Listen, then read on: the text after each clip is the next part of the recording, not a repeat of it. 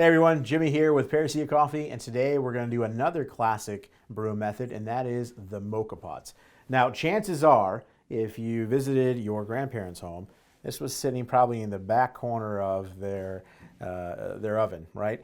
A lot of people had a moka pot. It's a classic among the older generation. You've seen this in movies, TV shows. Maybe you have one at home or saw it at even a Goodwill passing by and wondering what this thing is. Well, it's actually a fantastic way to get a pretty decent quality cup of coffee that I wouldn't call it espresso per se, but espresso-esque, right? It's fantastic to work with milk, to cut it with water, really anything you want to do if you're going to try to experiment with lattes. Moka pot's going to be a fantastic way to do that, all right? So we're going to walk through the steps of how to brew with this fantastic little brewer. Now this one, as you can see, is a little small. This is a single server. They make them even bigger.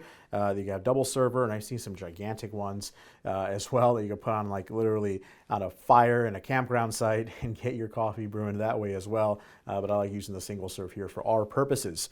Now, one of the important things to have a successful moka pot is managing the heat, both with the temperature of the water you're going to start out with and the temperature of whatever heat source you're utilizing. I mean, open flame, you could go glass top, you could do hot plate like we're doing here. Anything to get this thing heated up is going to be the way to get this thing to brew. Now, if you start with a very, very high heat, what's going to happen here is that all of your coffee is going to explode out of this, and that yields to a very bitter type of taste, all right? And for this angle shot, you can see that there. So the goal is we want to get the coffee to come up here and just kind of slowly come out like a nice even stream, not violently overflowing. In fact, when it starts to violently overflow near the end of its brew time, you start to see those bubbles. That's when we're going to pull off the heat immediately and put into our cups and serve right off the bat. So how does this work? Well, I'm going to unscrew this here.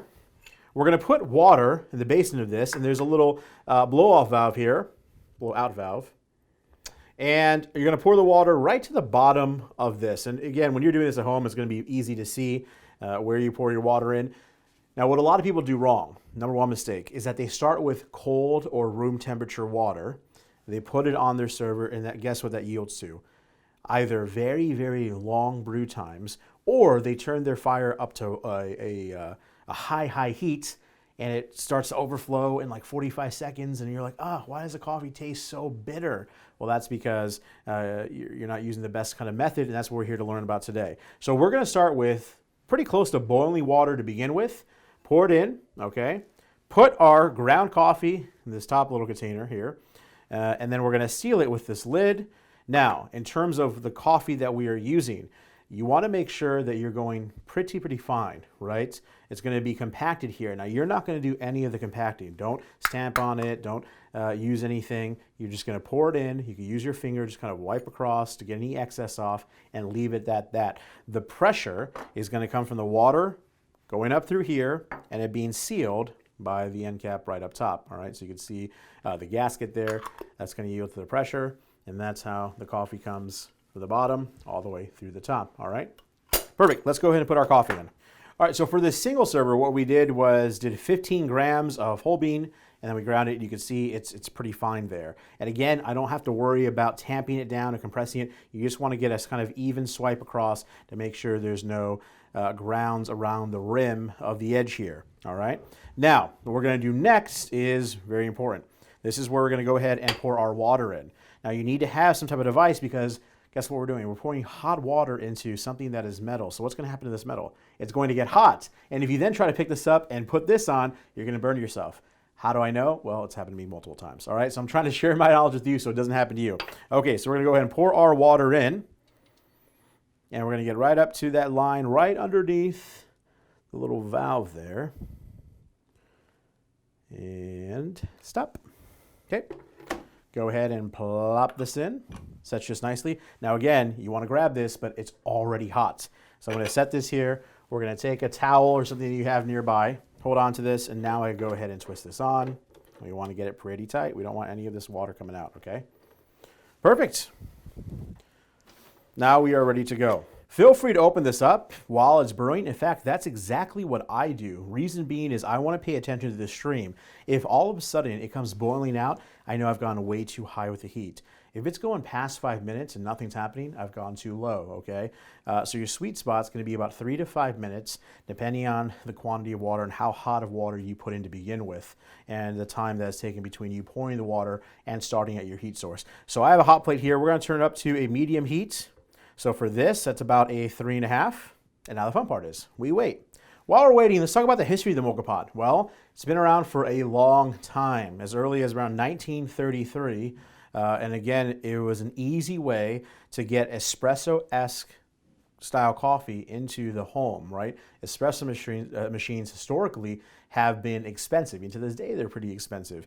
And there's a lot of moving parts, a lot of contraptions, a lot of things and maintenance you need to do with an espresso machine. Well, if I wanted to brew something that's strong, bold, cup of coffee, right first thing in the morning, cut it with some milk, cut it with some water, or even drink it straight as black, the Moka Pot was a great way to do that because it's on the stove when I woke up. I put my coffee in, put the water in, turn the heat on. By the time I'm done doing something else, it's already ready to go, serve, and brew. So that's why the Moka Pot became a mainstay around the world. I know growing up in a Hispanic household, my grandpa, who loves coffee, right, as long as I can remember, there's always a Moka Pot somewhere. I think they had 3 or 4 of them at any given time. Sadly, a lot of people do not like the Moka Pot because of the taste. And again, that's kind of the myth that we want to dispel here. The taste isn't coming because of the Moka Pot.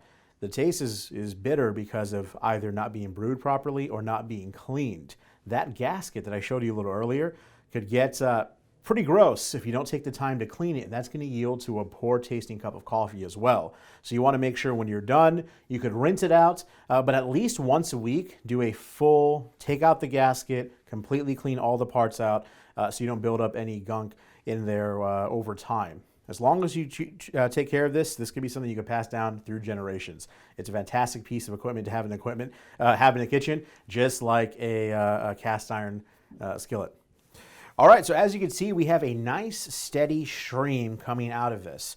You want to avoid having the extreme bubbles popping out. That's going to yield to a very bitter cup of coffee. All right, so we're going to let this kind of brew here for a little bit. And then we're going to pull off and go ahead and serve. As soon as we start to see it kind of pop off, get a little bit too explosive near the top, we're going to pull off. All right, so we can see it start to bubble over. We're going to immediately pull off and serve. You want to serve as soon as possible. You don't want to let this sit so the coffee doesn't get bitter. And there you have it, brewed with a Moka Pot. Cheers. We'll see you next time.